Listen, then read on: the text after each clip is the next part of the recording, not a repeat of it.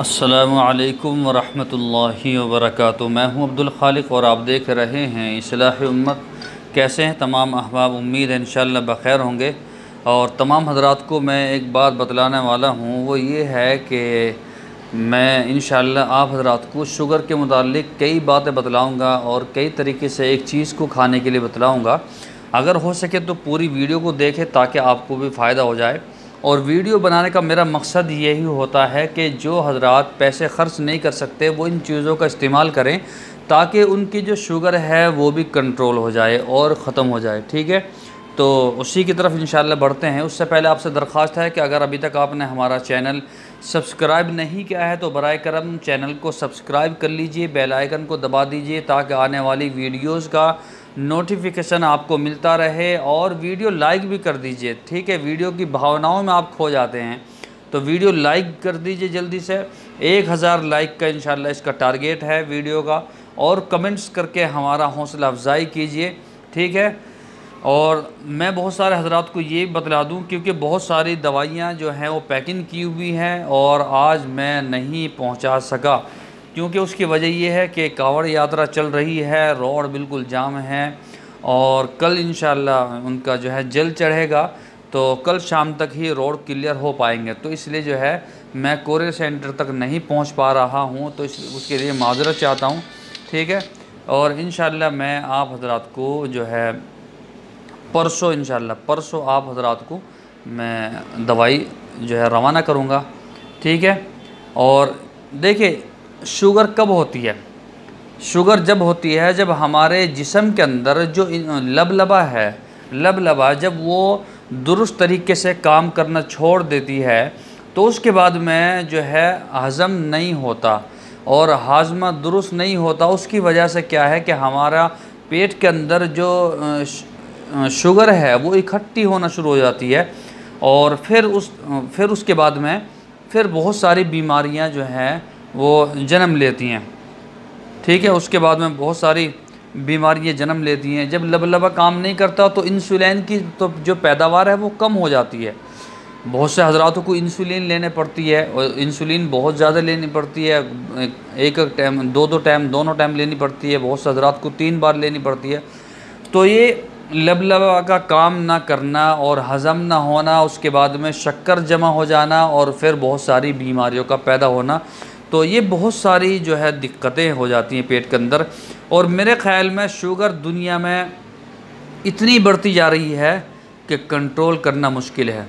तो आप हज़रात से दरख्वास्त ये है कि जिस तरह से हम वीडियो बनाते हैं और इसमें आसान नुस्खे जो हैं वो बतलाते हैं, तो आप जो है दूसरों को भी इसका फ़ायदा उठवाया करें। उसका तरीका ये है कि आप शेयर क्या करें। ठीक है, देखिए सबसे पहले आपको करना क्या है,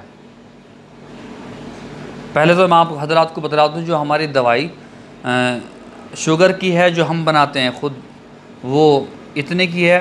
और उसके बाद में जो मर्दाना ताकत की है वो भी इतने की है। और अगर दोनों को लेंगे तो इतने की है। और उसके ऊपर तो बहुत ज़बरदस्त हैं जिसके अंदर माजूनों का ज़ख़ीरा मौजूद है। बहुत से हज़रात ले रहे हैं उसको। ये बहुत आप लिस्ट दे सकते हैं, तमाम हज़रात जो है उसको देखते भी हैं और लेते भी हैं। देखिए पैसा होना कमाल नहीं है, पैसे को सही जगह पर ख़र्च करना ये कमाल है। बहुत से हज़रात के पास पैसा भी मौजूद होता है फिर भी दवाई नहीं लेते, तो ये तो अपने ऊपर अपने जिस्म के ऊपर जुल्म है। और पैसा होना अलग बात है और दिल का होना अलग बात है। तो बहुत सारे हज़रात जो हमारी दवाइयाँ ले रहे हैं, बड़ी बड़ी किटें ले रहे हैं और बड़े जो है मौज मस्ती कर रहे हैं माशाल्लाह। 82 साल के जो है बुज़ुर्ग वो भी दवाई मंगा रहे हैं और खूब मज़े कर रहे हैं। सबको मालूम है उसके अंदर क्या कंडीशन है। देखिए आपको करना क्या है, आपको लेने आम के पत्ते। ठीक है, मैं आम के पत्तों का बताऊंगा और उसके 2-3 तरीके बतलाऊंगा, गौर के साथ में सुनिए।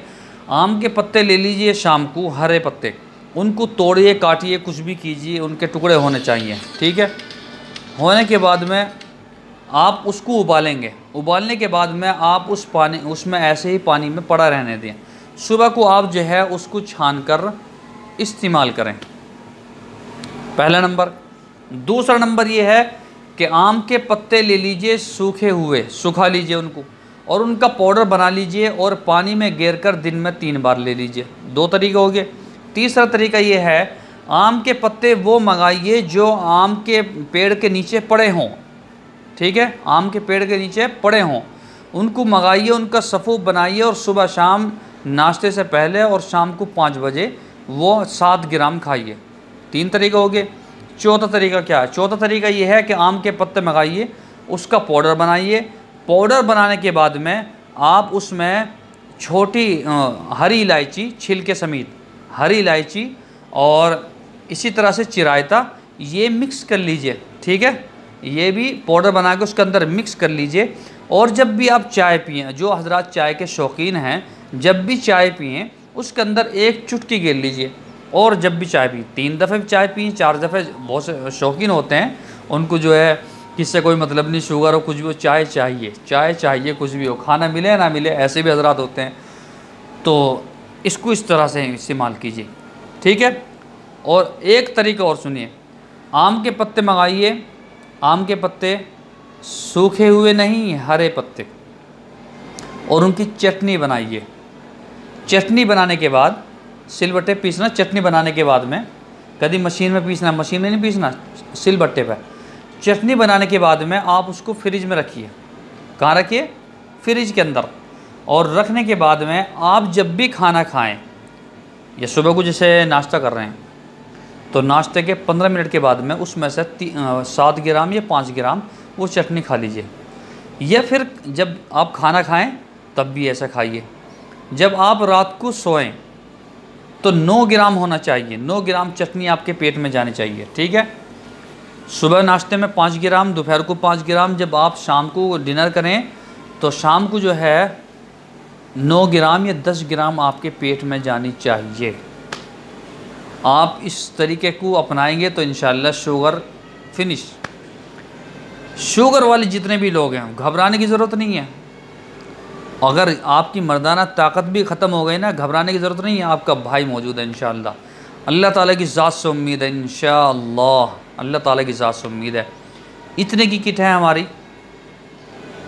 ठीक है, जिनकी 140 या 250 तक की शुगर है, मर्दाना ताकत की भी और शुगर की पूरी। उसके बाद में तो 7,500, 13,500, 10,500, 15,500, 20,500, कितनी भी किट ले लीजिए। जितनी क्वांटिटी बढ़ती रहेगी उसकी ज़बरदस्त इफ़ेक्ट जो है वाली दवाई आपको मिलेगी। इतने ज़बरदस्त कैप्सूल इसके अंदर मौजूद हैं। तो इंशाल्लाह कल फिर आपके साथ में फिर डिस्कस होगी इंशाल्लाह इसी मामले को लेकर, शुगर के। तो तब तक के लिए आपसे इजाज़त चाहता हूँ। ठीक है, अस्सलामु अलैकुम व रहमतुल्लाहि व बरकातहू।